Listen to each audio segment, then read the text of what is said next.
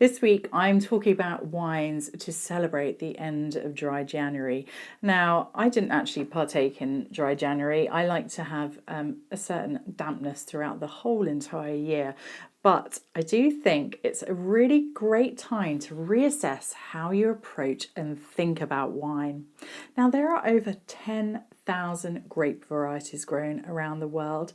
You can have sweet wines, fortified wines, sparkling, still wines, and the multitude of styles in between. It has so much variety and so much to offer. It is grown in some of the most beautiful places in the world. It has stories around it, the romance of the winemakers, it brings people together. There is just variety in this one simple four-letter word wine that I can't even begin to cover or go into today. But I've selected four wines that for me have sort of a real sense of the special and unique nature of wine, and so that when you start your wine drinking journey again, to maybe step outside of your comfort zone, to think about things in a slightly different way, to explore a little bit wider, and to really touch upon some of the absolute glory and variety in the world of wine. If you haven't tried English sparkling wine or indeed English wine, I think now is a really great time to change that. So much so, I've actually picked two English wines, but we couldn't have a lineup without a really wonderful sparkling wine. And I picked the Simpsons Estate 2019 Blanc de Blanc. So that means it's made from 100% Chardonnay with grapes picked from the single year of 2019. Now, a lot of the time in sparkling wines, you have blended non-vintages, so wines from different years coming together to create a house style. But here they've created a single expression of the vintage of 2019. The wine has been aged for 3 years on its lees, so you're going to get another layer of flavour coming through there. Now, Simpsons are an estate that are actually not too far from the namesake, the White Cliffs, so from the White Cliffs of Dover. So we are in Kent, we're in the North Downs of Kent, in a very unique and special place. However, it's all about the wine, and I'm really looking forward to tasting this today. So, without further ado, let's crack on. And it's smelling lovely. You've got that kind of lemon citrus peel coming through. It also reminds me a little bit of the taste of apple peel when my nan was peeling apples when I was a child, probably to make some delicious apple pie, and she'd hand me little bits to nibble. It's got that really nice sort of crunchy brightness in the nose. But let's taste it. And yes, definitely that lovely apple peel, racing acidity, beautiful citrus zest, lime, lemon, a creaminess as well. And you've got that, I think, from the lees aging, you've got that lovely note coming through. So while you've got that very sort of zingy note to it, there is also that lovely creamy backbone. So imagining a gorgeous lemon cream tart. So you've got that sort of the notes of the butteriness as well as that more upfront and racy acidity. So it's a wonderful expression of a Chardonnay done in a very uniquely English way, and we make some outstanding sparkling wines. So when you embark again on drinking, why not go and look some out? I'm so excited to taste this next wine. It's made by one of my absolute favourite producers, Sugru. So they're a wonderful partnership between Dermot and Anna Sugru, and they are making some of the most inventive and wonderful wines in England at the moment.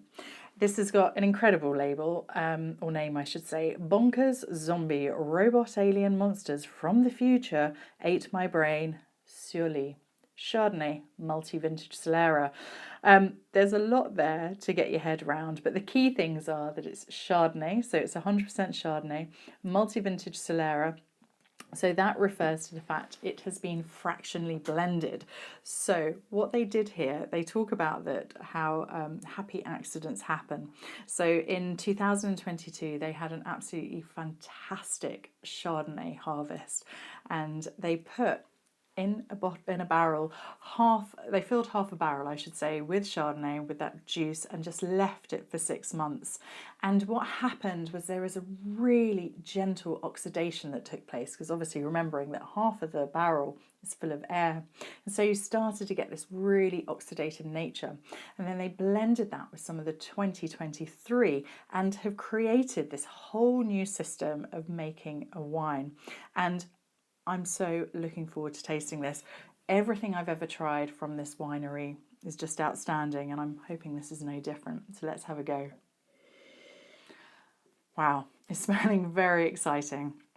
It has a gorgeous kind of creamy, fulsome note coming through. There's a decadence to it. It's very, very appealing, and I cannot wait to taste this wine.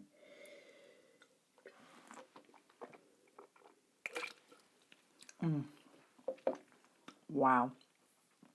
It has a creamy note to it. It's got this sort of flinty, stony mineral note coming through.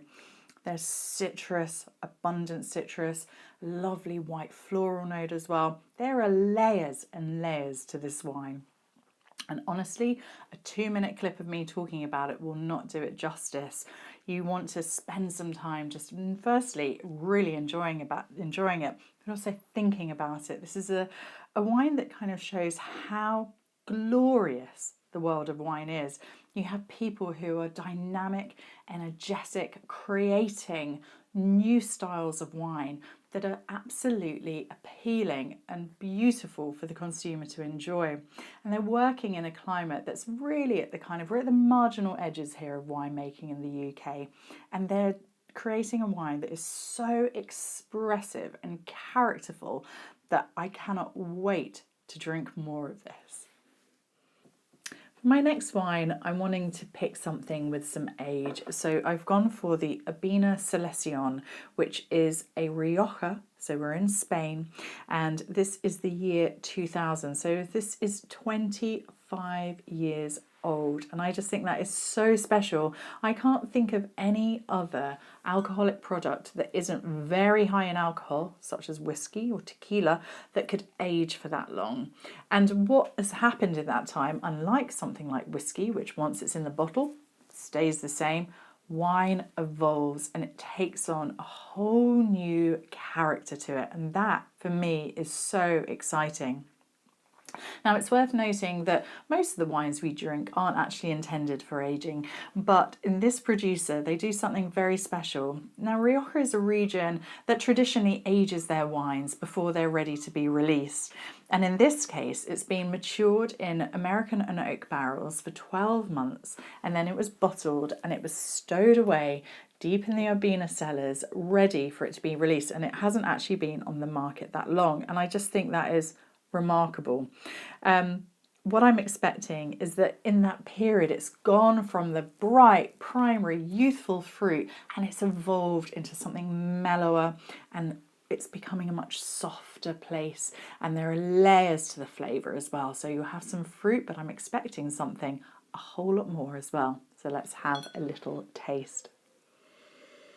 And you're smelling that. There's still some fruit there, some lovely kind of cherry strawberry note, but more dominant, these sweeter, savoury spices as well. So the sweetness of something like a little bit of touch of cinnamon, cloves, and then there's something deeper, a bit more of a sort of a leathery note, but they're kind of, that smell of a really lovely handbag, or it's that sort of much more developed savoury flavour.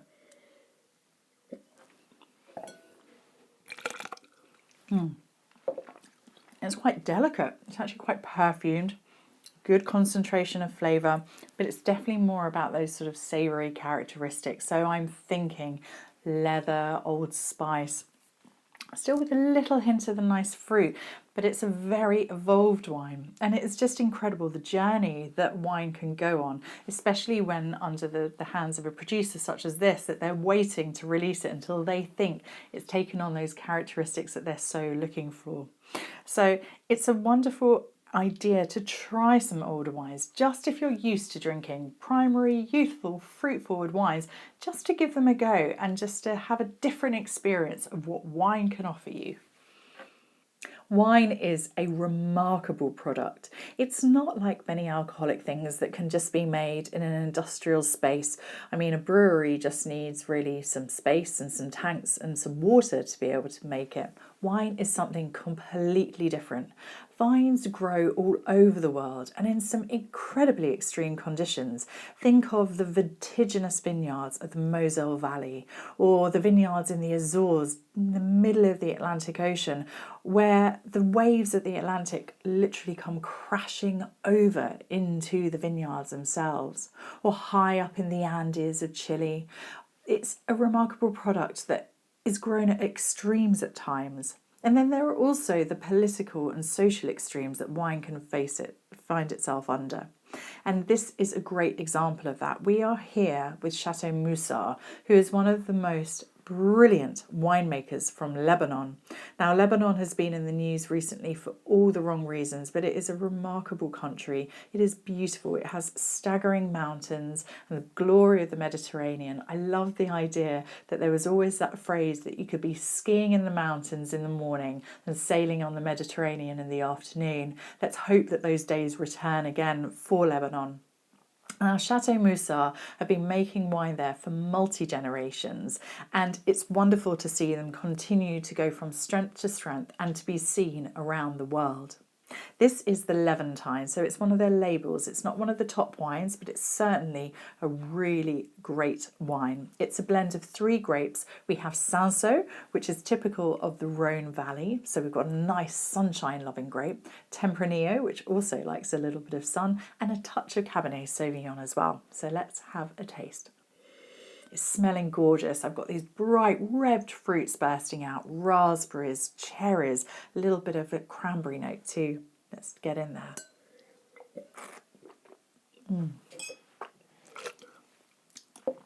And that's all coming through. You have that sort of lovely acidity, great kind of structure to the bright raspberry, beautiful fruit bowl. You've got the strawberries, a little bit herbal as well, a little bit of a touch of that. And a nice structure with the alcohol as well that's supporting that acidity. Still tastes quite young. The tannins are there, but they're not overly aggressive. But it's certainly a wine that could age for some time. It's a very, very high quality wine indeed. There's a nice fragrance, perfume nature, and it's just got a good persistent length as well. But primarily those bright, very energetic red fruits. So if you're wanting to experiment, pick a wine from outside of your comfort zone. Don't just go for the easy recognisable label. If you ever see or have the opportunity to try a wine from Lebanon, then give it a go.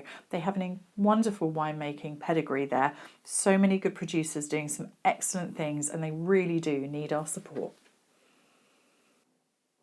If I can encourage you to do one thing this year, that is to try something new when it comes to wine. You may have just finished off with Dry January now and have a little bit more money in your pocket. So why not put that into something new and different and a little bit more elevated than you might usually buy? We are absolutely blessed that there is such a variety of styles and types of wine, and it's so easy to get stuck in a rut and try the same old things week in, week out. But I hope this has just given you a little bit of inspiration to go and seek something different and try something new, and in 2025 embrace wines from all over the world with a great range of styles, and I guarantee you it's going to bring you so much pleasure. Cheers.